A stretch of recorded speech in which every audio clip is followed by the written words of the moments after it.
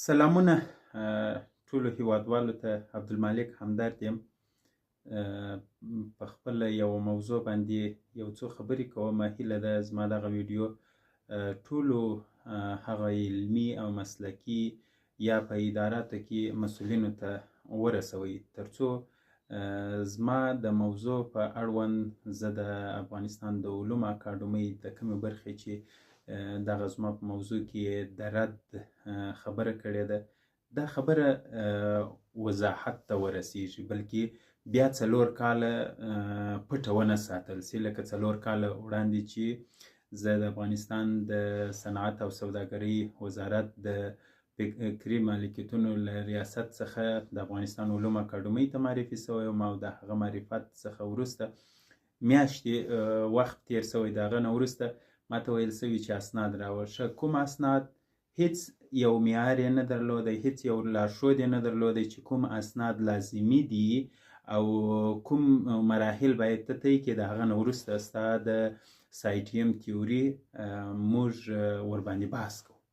دا هیڅ یو معیار کیدای شي نن هم دا معیار هیڅ نوښتګر، هیڅ کشف کوونکي، هیڅ اختراع کوونکي ته دا یو معیار نسته. وخت کې چې یو معیار او یو لارښود نه وي، اول زه په دې حیران وم چې دوی کوم اسناد غواړي. ما خپل علمي او تجربوي او ستاینلیکونه او سرټیفیکټونه ما دا شان چاپ کړه را مې وړه، ځکه موضوع نه وه واسې. خو خلاصه خبره ده چې دا وخت پکښې وتی او بیا چې ما تکرارا غوښتنه وکړله چې زما د موضوع په مجلس کې باید ریاضي پوه، فیزیک پوه، فیلسوف، ارواپوه، عقلي متخصص، د طبي انجینر او د طبي ټکنالوژي متخصص باید موجود وي، ترڅو زه چې کله موضوع پر کمیت بحث کوم هغوی زما سره په کمیت کې بحث ونه کړي، بلکې هغوی د کمیت څخه مخکې له مخکې آګاهي کیفیت ته بیا ولاړ شو. خو متاسفانه زه وایم مجلس چې هغه کوم خلک باید زما په مجلس کې ګډون درلودی، هغه خلک له سره ونه که ما ته نه دي ښودل سوي. 2-3 کسه چې په هغه کوم مجلس کې وه، ما ته هغه کسان چې ما غوښتل هغه مسلکي خلک نه وه، یوازې د طب برخې مسؤلین وه. کور یې ودان چې مجلس یې بیا هم دایر کړی. خو ستونزه څه شي ده؟ دوی یو دا معیار نه درلودی چې یو څوک نوښت لري، اختراع لري، کشف لري، هغه د کم معیار پر اساس باندې خپل اسناد وړاندې کړي. که چیرې د یو افغان ادعا غلطه وي یا مثلا نیمګړې وي، هغه به په پیل کې متوجه سي چې زما ولا یا ادعا بې بنسټه ده یا مې هم ادعا نیمګړتیاوې لري، نو اصلاح به یې کړي. متاسفانه دوی هیڅ نه لرل. د هغه وروسته دوی نظر ورکوي. په نظر کې هغه خلاصه ټکي درته راخلم. که مې بیا غوښتله چې دا موضوع نوره هم په توضیحات وګورئ، عبدالمالک همدرد پر فیسبوک باندې وګورئ یا سایکالوجیکل ټیسټ ماشین وګورئ. ما وروسته دا 5م کال دی چې زه دا مکتوب دا شان افشا کوم، ځکه چې زما 2م ځلې بیا د دې دپاره چې زما موضوع حل ولټوي، ما موضوع ته بیا خنډ جوړ کړي. په نظر کې څه شي لیکلي؟ نظر کې لیکلي وای د ښاغلي همدرد ادعا په ابتدایي پړاو کې ده. د نړۍ هیڅ یو، یعنی زما جواب همدا دی ورته، د نړۍ هیڅ اختراع 100% بشپړه نه وي. د اختراع په پیل کې طبیعي ده چې نیمګړتیاوې به لري، طبیعي ده چې تخطیانې به لري، طبیعي ده چې اشتباهات به لري.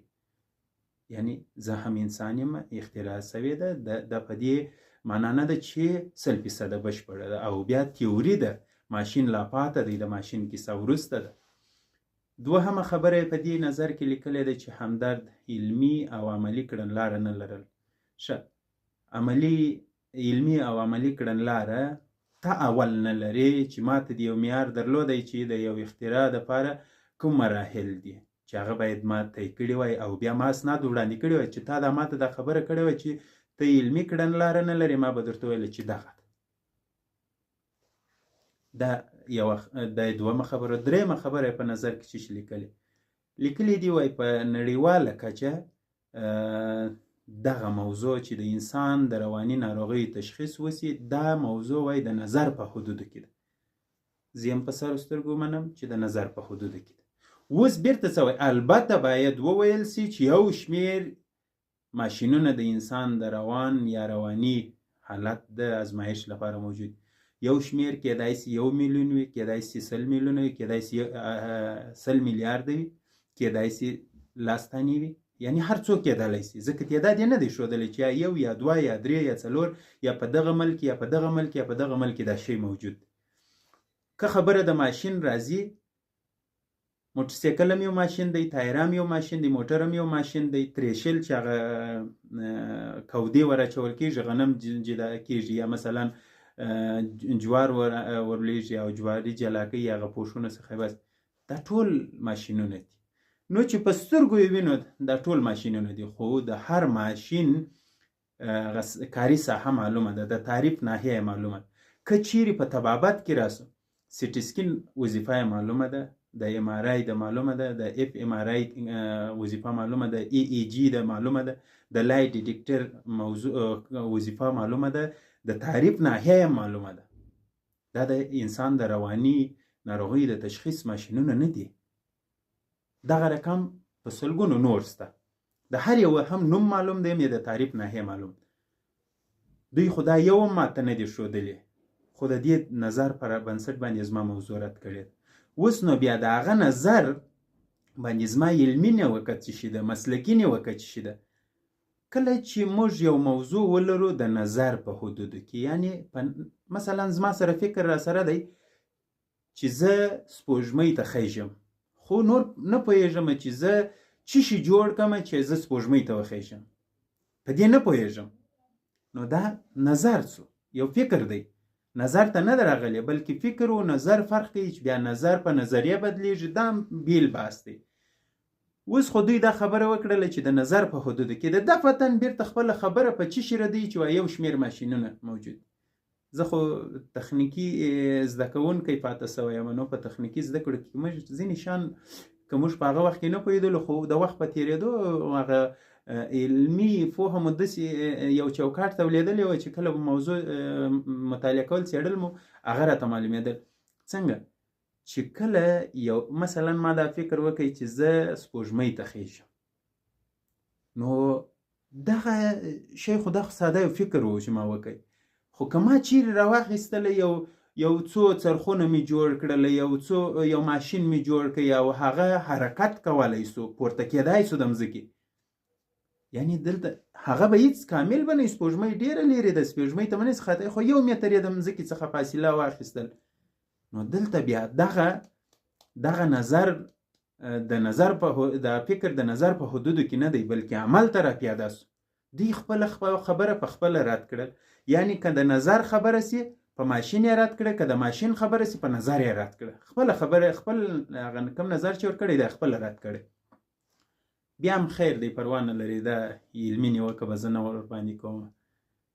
راځم د دوی دغه نظر ته چې زما د ماشین د ټیم تیوري رد کړله. زه خو د ریاضي یو زده کوونکی یم، دا به پرېږدو چې ما تخنیکي ښوونځی ولوسته، ما تعلیم و تربیه کې ریاضي ولوسته ده، اوس بیا د کابل پوهنتون د ریاضیاتو 4 کاله محصل وم، یو څو ورځې وروسته مو هغه امتحانونه شروع کېږي، او دوی زما ذهن ټول په دې شیانو کې مصروفه کړی دی چې هغه اصلا کې دوی په ډېرې اسانۍ سره خپل په نظر باندې تجدید نظر کولی سو، خو متاسفانه دا یې ونه کوي. په خوله مې ورته ویلي، ورغلی هم یم، د رسمي مکتوب برسیره هغه شان د 4 کاله نظر یې داسې لیکلی، فقط لکه دوی چې پیغمبران او الهي وحي دوی ته سوي. دا خو نه ده چې په هغه کې تغییر نه راځي، خو انسان د اشتباه کوي، بیرته د سره غور پر کوي. بیا مې دا خبرې هم ورته کړې دي چې کېدای سي ګوره دا پړه مې پر خپله غاړه راواخیستله، ورته مې ویله مال خیر دی، کېدای سي ما اشتباه کړې وي، کېدای سي ما صحیح ابهام و تفهیم نه وي کړی، کېدای سي ما خپله موضوع صحیح نه وي وړاندې کړی، خو دې اقل نن خو یو تجدید نظر وکړي، څه تاوان لري؟ موږ انسانانو کېدای سي اشتباه ما کړې یم، همداسې نه یم بیا در کړی، خپل په ځان مې راوړو. پر هغه سربیره هم هماغه د 4 کاله وړاندې مکتوب 5م کال کې دا د کابل پوهنتون ته لېږلی، او ماته یو بل دردي سر جوړ. اوس نو ما ویله مال زه خیر دا مې ومنه چې د نظر په حدودو کې هم دا موضوع ده، ماشینونه هم موجود دي، دا مې ټول در سره ومنه. اوس خو نو زه د ریاضي او زده کوونکی یم، زما د پوښتنو جواب خو باید تاسې راکړئ. تاسې خو وایئ چې دا شی سته، چې سته د ماشین نوم څه شي دی، چیرې دی، د دا ماشین د الګوریتم جوړښت څه شي دی، د دا ماشین د کومې تابع د مفردي یا د مرکبې تابع پر بنسټ کار کوي، کوم ریلیشن دوی څیړي، د دغه ماشین د کاري ساحه کومه ده، د تعریف ناحیه یې کومه ده. دغسې نو ډېرې پوښتنې دي چې په ذهن کې داسې راګرځي.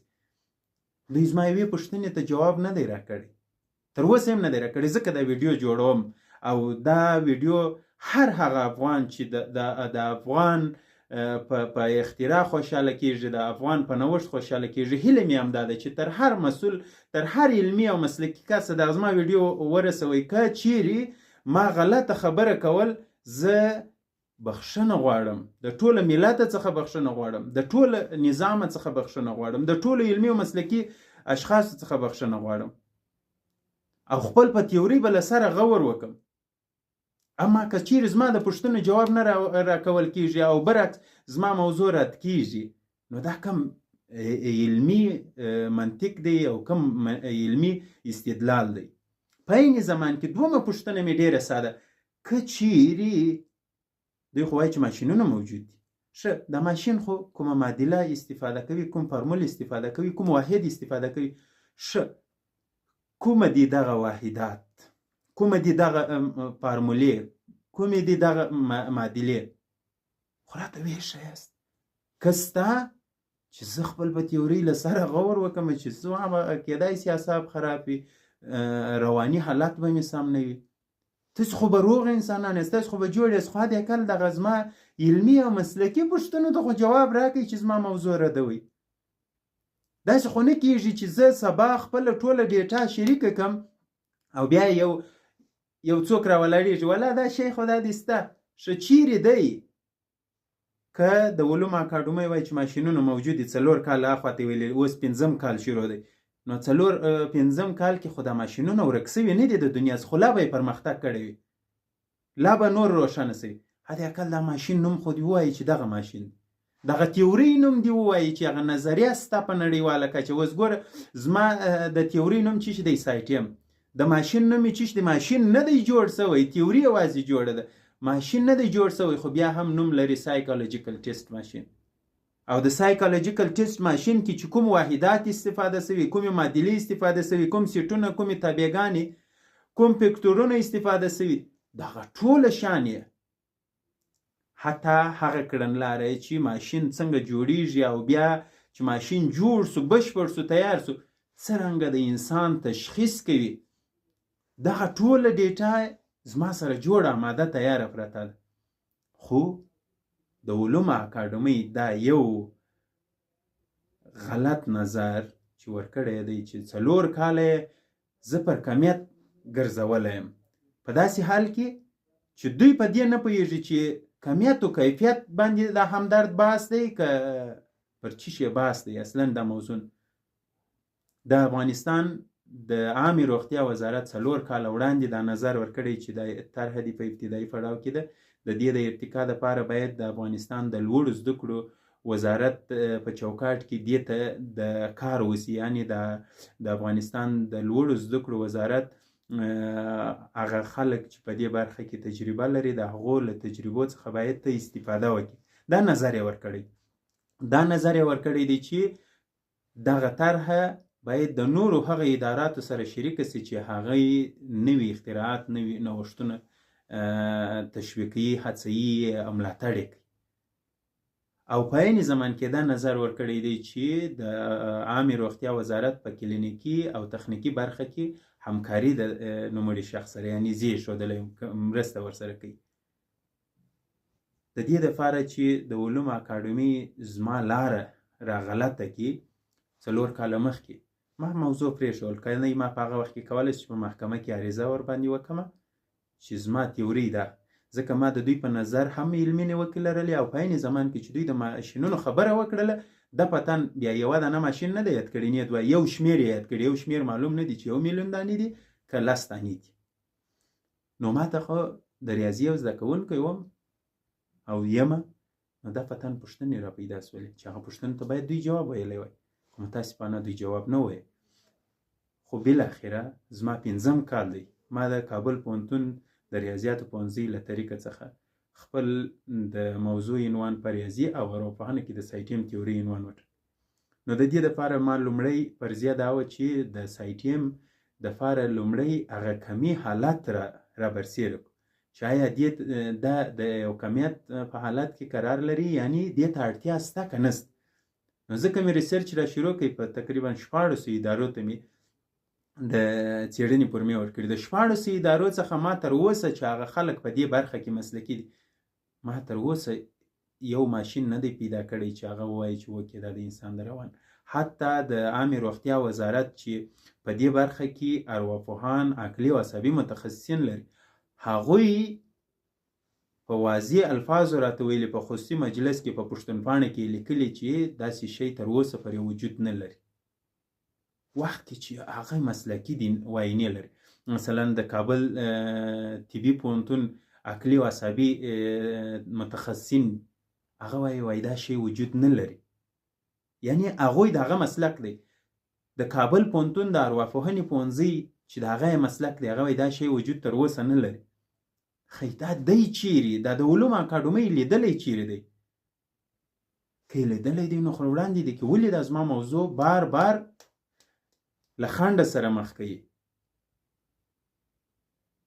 زه د یو افغان په صفت د هر هغه چا څخه چې زما دغه ویډیو کې دا زما خبرې اورېدلې دي، هیله مې همدا ده چې خپل د یو افغان غږ تر هغه مربوطه مسؤلینو ورسوي، تر علمي او مسلکي خلکو یې ورسوي.